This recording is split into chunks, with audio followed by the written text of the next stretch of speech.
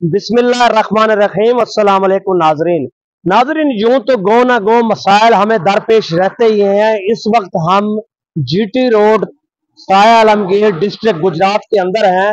नाजरीन, इस तमाम तर जीटी रोड के ऊपर एक मुअम्मा बन चुका है। गुज़श्ता लगभग 5 से 7 दिन इस बात को हो चुके हैं। नेशनल हाईवे अथॉरिटी के तहत आने वाली पुलिस बिला सबब, बिला वजह और बिला किसी रीजन बताए हमारे पीछे आप देख सकते हैं एक लंबी और तवील लाइन है इस वक्त मुख्तलिफ लॉन्ग व्हीकल्स की, ट्रकर्स की और इसके साथ साथ उनकी, जहां पर जिनके पास करोड़ों रुपए का माल और असबाब इन ट्रकों पर लगा हुआ है, इनको 3 घंटे, 6 घंटे, 12 घंटे, हत्ता के बहुत सारे ट्रकों को इस पूरे जीटी रोड पर सुबह 6 बजे से लेकर रात 12 बजे तक बिला सबब रोक दिया जाता है और कहा जाता है कि इस्लामाबाद में कोई इवेंट हो रहा है। इस्लामाबाद में अगर कोई इवेंट हो रहा है, नाज़रीन, गुज़श्ता दिन यूं तो हमारे इल्म में है कि सऊदी अरबिया के आर्मी चीफ पाकिस्तान तशरीफ लाए, हमारे फील्ड मार्शल साहब से उन्होंने मुलाकात की। अगर ये एक ऐसी बात है तो भी बताइए। और इसके साथ साथ अगर देखा जाए तो दीगर कोई ऐसी खातर खा चीजें नहीं है।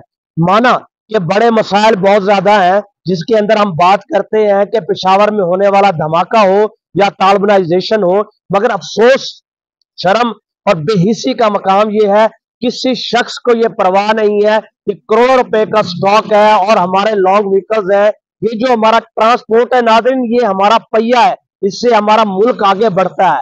ऑलरेडी ट्रांसपोर्टेशन में तो आप बेहतर तौर पर जान सकते हैं कि रेलवे ट्रांसपोर्टेशन तो वैसे ही तबाह बर्बाद हो चुकी है और पूरी दुनिया के अंदर अगर आप देखें तो ये ट्रक और मेल रोड ही होते हैं जो सबसे ज्यादा इंपॉर्टेंट रोल प्ले करते हैं। मगर क्यों रोका जाता है? क्या नेशनल हाईवे अथॉरिटी जिस अथॉरिटी के तहत रोकती है, क्या उसे अपनी वेबसाइट के ऊपर या अपने स्लोगन्स के ऊपर मेंशन करती है? क्या किसी भी एक शख्स को, इदारे को या किसी को भी बताती है कि ये हमारे पास कंक्रीट रीजन है? नाज़रीन, अलमिया ये है, उसने रोका भी नहीं और मैं ठहरा भी नहीं।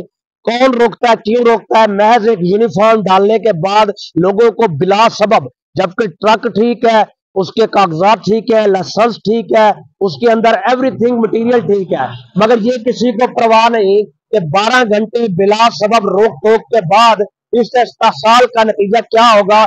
अगर इसके अंदर वेजिटेबल्स होंगी, अगर इसमें फूड आर्टिकल्स होंगे तो उनका क्या रिजल्ट निकलेगा, उनके प्रिजर्वेटिव का क्या होगा।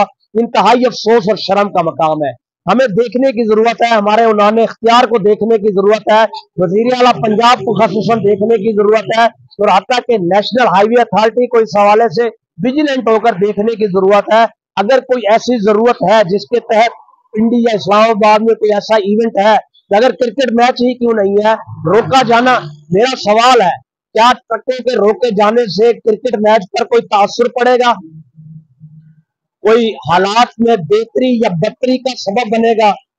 कारों को जाने दिया जा रहा है लॉन्ग व्हीकल्स को रोक कर, और ये तो आप बेहतर जानते हैं कि रात 11 बजे के बाद ही शहर में मेन व्हीकल्स की एंट्री होती है। तो इनको रोक कर आप क्या करना चाह रहे हैं, क्या बताना चाह रहे हैं? किसी साहब ने कहा शायद ट्रैफिक बर्डन कम करना चाह रहे हैं, तो क्या ट्रैफिक बर्डन बंद करने का यही एक तरीका है कि 16-16 घंटे लॉन्ग व्हीकल्स को, ट्रकों को जीटी रोड पर रोक दिया जाए और आम ट्रैफिक के लिए मुश्किलात खड़ी कर दी जाए? ये इंतहाई अफसोस का मकाम है।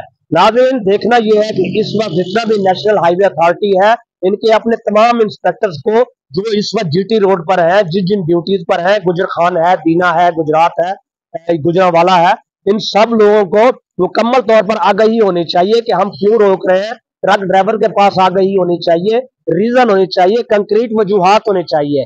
ये बेबसी की तस्वीर बने रहना और इस तरह बनाए रहना, ये मावरा कानून है। अफसोस का मकाम है, सद अफसोस का मकाम है। हमें इसमें बेहतरी लाने की इंतहाई जरूरत है। अपना और सबका ख्याल रखिएगा। मजीद लाइव अपडेट्स के साथ फिर आपकी खिदमत में हाजिर होंगे। अस्सलाम वालेकुम।